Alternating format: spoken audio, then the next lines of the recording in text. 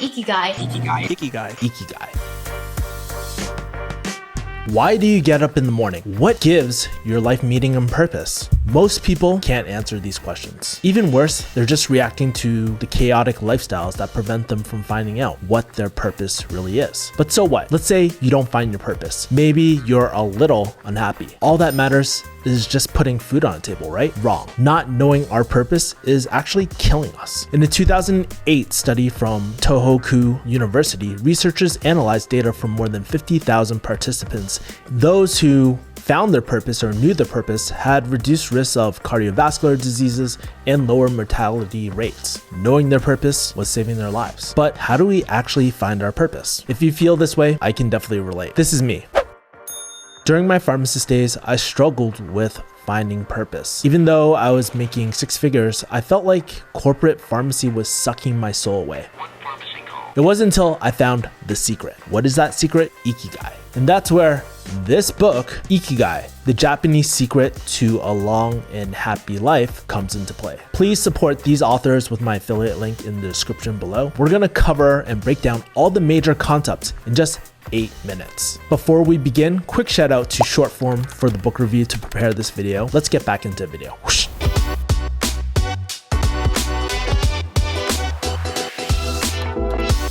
The Okinawans. They are the world's longest lived people in society. What is their secret? Some people say diet and exercise. Others say it's their strong social ties. But the real secret is their purpose. It's their Ikigai. And Ikigai is the intersection of what we love, what the world needs, what we can get paid for, and what we're really good at. And the best part, we can have more than one Ikigai. Most Okinawans know their Ikigai, but they don't obsess over it. While they actively stay busy, they're pursuing their Ikigai in a relaxed, calm way. They live by these 5 principles that help guide and support their Ikigai. They refuse to worry. They create positive habits like healthy eating, exercise, and spirituality. They feed and nurture relationships every single day. They live unrushed and unhurried, and they choose optimism. So you know these guiding principles, but how do you even find your Ikigai in the first place?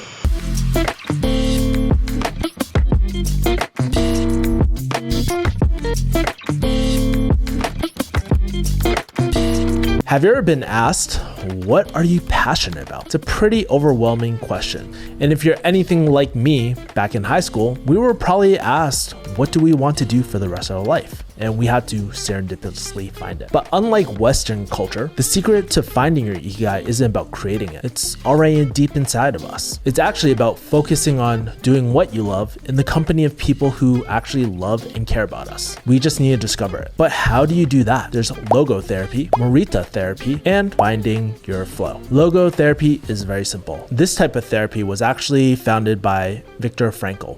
This is when you work with a specialized therapist to help discover your Ikigai. The second type of therapy is called Morita therapy. So think about this as Marie Kondo or decluttering for your brain. The first step is you basically go on a silent retreat and go on bed rest for 1 week. You observe your emotions in total silence while keeping a diary and just doing breathing exercises. Then the last step is you slowly introduce yourself to activities and eventually you rejoin the world. By the end of this process, you're supposed to find a new sense of purpose and really clear out all the emotional, mental clutter. And then there's the last method, finding flow. This is where you take mental inventory and really ask yourself, what are the activities that I enjoy so much that it makes me forget about everything else, including my worries and even time. And in the book, there's a high correlation between being in flow state and finding your Ikigai. But what exactly is flow? Flow happens when you're totally focused. You lose sense of time and you're fully present. You're in a state of optimal experience, creativity,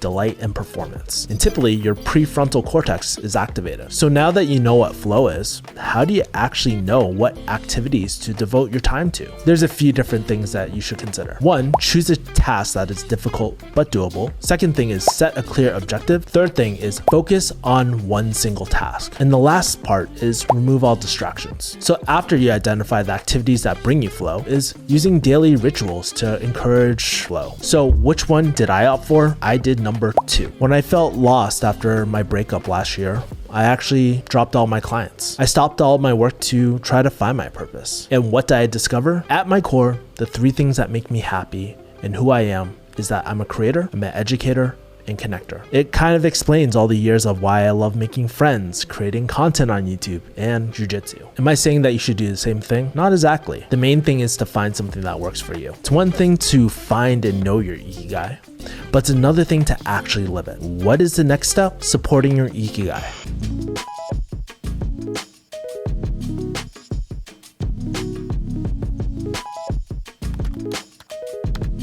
Look at these Okinawans. Do they look stressed to you? See, the biggest threat to Ikigai is stress. Stress literally makes you age faster. Health conditions like depression, insomnia, high blood pressure. It can trigger an immune response even when there's no sickness or illness present. So if we want to integrate our Ikigais, then we need to do 2 things. First thing is create distraction-free environments that are conducive to flow in Ikigai. The second thing is focus on building wholesome and healthful practices in all aspects in life to support our Ikigai. The Okinawans, they have 4 major habits that they all do. First habit is moving the body. They avoid sitting too much in inactivity. It just means staying active. A lot of the Okinawans practice things like yoga, walking, taking the stairs, or joining a sports team. For me, I love jiu-jitsu. The second thing, prioritizing sleep. Seems like a lot of people neglect this, but sleep, believe it or not, generates melatonin, which strengthens the immune system. It makes our skin super smooth.